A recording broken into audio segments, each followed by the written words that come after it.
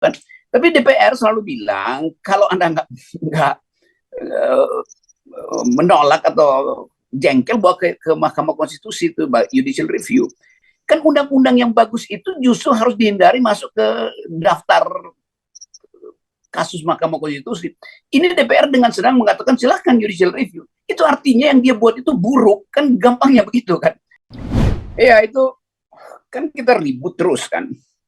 Padahal yang kita ributkan adalah seseorang yang memang tidak paham masalah. Jadi kadang-kadang kita konyol juga kan.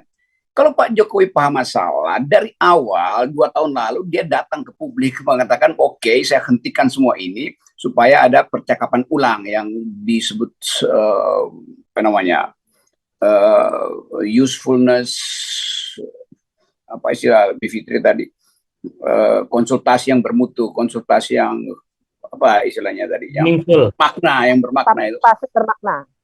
Ya, partisipasi bermakna. Tapi mengatakan kata itu aja Jokowi bingung. Apa yang maksud partisipasi bermakna tuh?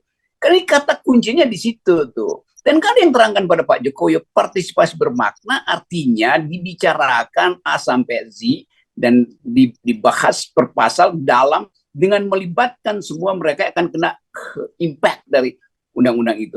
Jadi apa yang paling bermakna, panggil oposisi untuk bahas itu. Itu intinya di dalam sistem pembuatan undang-undang supaya nggak lagi dimasalahkan di Mahkamah Konstitusi.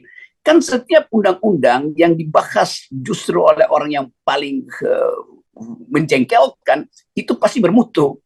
Pasti nggak akan ada yang bahas bawa ke judicial review kan. Tapi DPR selalu bilang kalau Anda nggak menolak atau jengkel bawa ke Mahkamah Konstitusi itu judicial review. Kan undang-undang yang bagus itu justru harus dihindari masuk ke daftar kasus Mahkamah Konstitusi. Ini DPR dengan senang mengatakan silahkan judicial review. Itu artinya yang dia buat itu buruk, kan gampangnya begitu kan. Jadi kalau Anda buat sesuatu produk, Anda nggak mau itu dievaluasi di hari pertama oleh lembaga konsumen, kira-kira begitu tuh jalan pikirannya tuh. Kalau kita ya silahkan, itu artinya bakterinya ada di situ kan. Demikian juga undang-undang Omnibus Law ini dinyatakan inkonstitusional. Itu bahasa hukum. Bahasa agama itu namanya haram, dinyatakan haram. Lalu Jokowi bilang enggak, halal tuh. Maka Perpu itu menghalalkan yang haram. Kan ngaco. Jadi berpikir tentang hal yang sederhana aja nggak mampu Jokowi. Dia tahu bahwa itu barang haram. Kenapa yang mampu mengatakan undang-undang itu haram adalah Mahkamah Konstitusi. Memang namanya inkonstitusional. Kenapa dia haram? Karena tidak diuji di laboratorium, kan begitu kan. Itu elemen-elemen haramnya masih ada di situ, racun kayak segala macam tuh. Karena itu disebut tidak ada partisipasi yang bermakna. Artinya tidak ada uji laboratorium yang sound, yang decent. Itu intinya tuh.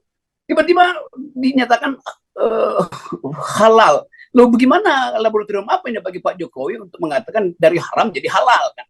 Kan itu konyolnya di situ cara berpikirnya tuh. Jadi sekali lagi bagan-bagan di kepala kita itu memang menunjukkan bahwa Jokowi hanya ingin dia truth and apa namanya, biasanya undang-undang itu dia mesti truth dan usefulness gitu.